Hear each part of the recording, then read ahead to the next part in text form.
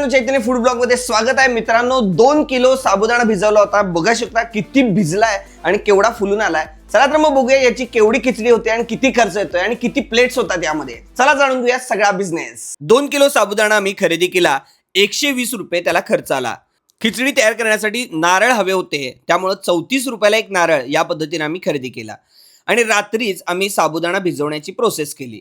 साबुदाणा भिजवण्यासाठी पहिल्यांदा पाणी घालायचं आहे आणि ते पाणी काढून टाकायचं आहे।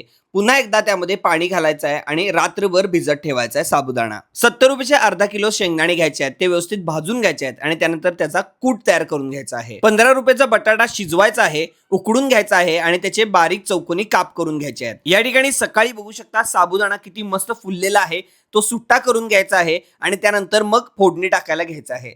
तेल वापरलेलं आहे अर्धा किलो, 80 रुपये याचा खर्च झाला। तेलामध्ये आता मिरचीची पेस्ट टाकलेली आहे, मिक्सर मधून एकदा मिरची फिरवून घ्यायची आहे आणि ती तेलामध्ये टाकायची आहे। 10 रुपयाची मिरची वापरली आहे। तर मित्रांनो, नाश्ता सेंटर साठी खिचडी खूप महत्वाची आहे आणि उपवास वगैरे गुरुवार असतोय त्यावेळी खिचडी लागते आणि खूप खपते, चांगल्या क्वांटिटी मध्ये होऊ शकते। तर आता खिचडी तयार व्हायला लागली, बघू शकता तुम्ही। मिरच्या घातलेल्या आहेत पहिल्यांदा आणि अक्षय सुद्धा आलेला आहे खिचडी करायसाठी। मिरच्या थोड्या वेळ तेलामध्ये परतल्यानंतर यामध्ये आता बटाटा घालायचा आहे आणि तोही परतून घ्यायचा आहे। हा उकडून घेतलेला बटाटा आहे आणि या तेलामध्ये 5 रुपयाचं मीठ टाकलेलं आहे, 6 चमचे। साखर घालायची 2 चमचे। साखरेचे एक 5 रुपये आपण पकडूया, 2 चमचे साखर घातलेली आहे। तुम्हाला आवडत असेल तर तुम्ही 3 चमचे सुद्धा घालू शकता।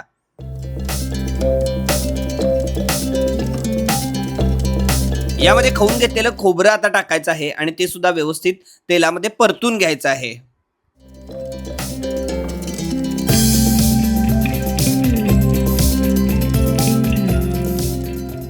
शेंगदाण्याचा कूट आता यामध्ये गेलेला आहे, थोडा पहिल्यांदा तेलामध्ये परतून घेण्यासाठी आम्ही टाकला आहे आणि नंतर वरनं थोडासा आम्ही वापरणार आहे। आणि आता यामध्ये साबुदाणा टाकलेला आहे, आम्ही थोडा थोडा करून टाकायला लागलोय आणि थोडं ढवळून घ्यायचं आहे आणि नंतर मग थोडा ऍड करायचा। असं थोड्या पार्टमध्ये टाकतोय कारण की सगळीकडे व्यवस्थित जे मिश्रण आहे ते लागलं पाहिजे आणि प्रत्येक साबुदाण्याच्या कणाला छान असा स्वाद आला पाहिजे। थोडंसं वरनं आता शेंगदाण्याचा कूट टाकलेला आहे, बघू शकता तुम्ही, आणि परत एकदा व्यवस्थित मिक्स करून घ्यायचं आहे।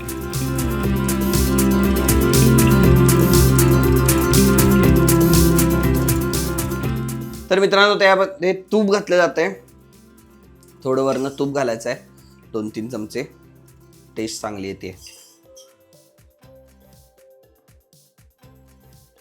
पाण्याचा हपका मारायचा आणि वरनं झाकून ठेवायचे थोडा वेळ, म्हणजे मिक्स बस बस बस बस। तर मित्रांनो, या ठिकाणी खिचडी रेडी झालेली आहे, बघू शकता कलर छान आलेला आहे। त्याला वाफ काढल्यानंतर जवळजवळ 10-15 मिनिटं वाफ काढायची आणि बटाटा मिरची सगळं घालून अगदी व्यवस्थित कमर्शियल पद्धतीनं खिचडी केली आहे। आणि 2 किलो आपण साबुदाणा आणला होता, भिजून झाल्यानंतर एवढ्या मोठ्या क्वांटिटीमध्ये खिचडी झालेली आहे। चला तर मग बघूया ह्याच्यामध्ये किती प्लेट्स होतात आणि साधारण खर्च किती आला, सगळी माहिती आपण या व्हिडिओमध्ये देतोय। चला आपण घेऊन जाऊया ही खिचडी।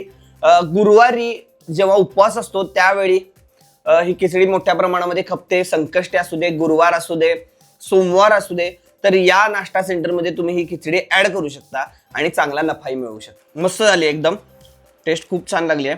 जास्त तिखट पण आपण केलेलं नाही आहे, नॉर्मल ठेवल्या आणि प्रॉपर शिजली आता व्यवस्थित। सगळी रॉ मटेरियल तयार करण्याची टोटल झाली 400 रुपये। साधारण या प्रमाणामध्ये 35 प्लेट होतात। 25 रुपयाला एक प्लेट विकली तर 875 रुपये होतात। 475 रुपये फायदा होतो। तुम्ही जर सुरुवात करत असाल तर कमी क्वांटिटी मध्ये करा, अर्धा किलो या क्वांटिटीमध्ये तुम्ही सुरुवात करू शकता आणि नंतर तुम्ही क्वांटिटी वाढवू शकता। यामध्ये आपण फक्त मेकिंग चार्जेस पकडलेले आहेत आणि रॉ मटेरियलचे तुमचं घर भाडं, ट्रॅव्हलिंग चार्जेस यामध्ये ऍड होणार आहेत, तुम्ही जर रोज करत असाल तर। आणि आम्ही कोल्हापुरातील बिंदू चौक इथं जवळ असलेल्या श्री दत्त मंदिरामध्ये गेलो आणि या खिचडीचं वाटप केलं। तुमची जर नवीन व्यवसाय चालू करण्याची इच्छा असेल तर नेमका खर्च किती येतो, रेसिपी कशी करायची याबद्दल माहिती देण्यासाठी आम्ही हा व्हिडिओ केलेला आहे।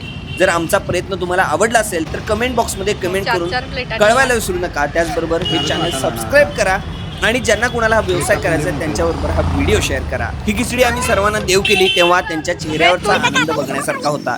सगळ्यांनी ही खिचडी खाल्ली आणि त्यांनी प्रतिक्रिया सुद्धा दिली। ही खिचडी खूप चांगली झाली आहे, नक्कीच या पद्धतीने करून बघा आणि नक्कीच व्यवसाय करा। आपला व्यवसाय करून चांगल्या पद्धतीने नफाही कमवा. आणि अशाच पद्धतीने कोणता अजून व्हिडिओ बघायचा आहे हे सुद्धा कमेंट करून कळवायला विसरू नका. आणि आपला परिवार नुकताच 5 लाखांचा झालेला आहे आणि सबस्क्राईब केलेल्या सगळ्या माझ्या सबस्क्रायबरना खूप खूप धन्यवाद, खूप खूप आभार.